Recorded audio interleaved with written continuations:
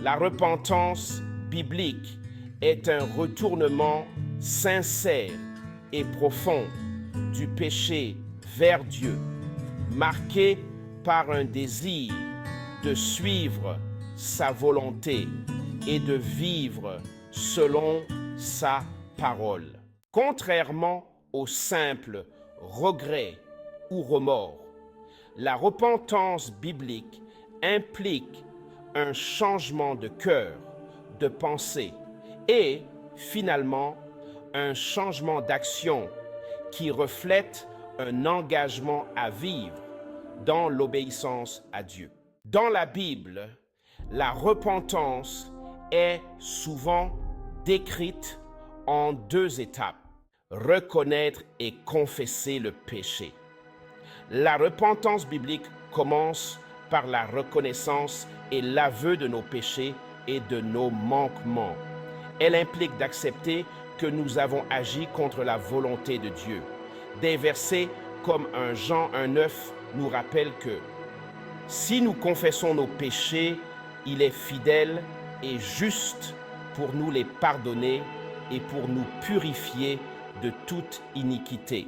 Se détourner du péché et se tourner vers Dieu. La véritable repentance se manifeste par une transformation de notre comportement, montrant un désir de marcher de manière agréable à Dieu. Il ne s'agit pas seulement de cesser des actions pécheresses, mais aussi de s'efforcer de vivre d'une manière qui l'honore. Actes chapitre 3, verset 19 déclare: « Repentez-vous donc et convertissez-vous pour que vos péchés soient effacés. » Les aspects clés de la repentance biblique. Tristesse selon Dieu. Contrairement au regret, la tristesse selon Dieu conduit à la repentance. C'est une tristesse non seulement pour les conséquences du péché, mais aussi pour avoir attristé le cœur de Dieu. Foi en Jésus. La repentance est liée à la foi en Christ. Croyant que son sacrifice couvre nos péchés et nous permet d'être réconciliés avec Dieu.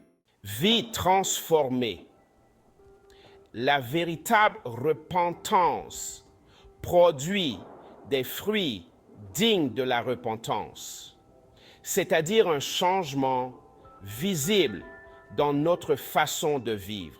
En essence, la repentance biblique est un processus continu d'examen de soi, de réalignement de notre cœur avec la volonté de Dieu et de dépendance de sa grâce pour nous aider à croître en sainteté.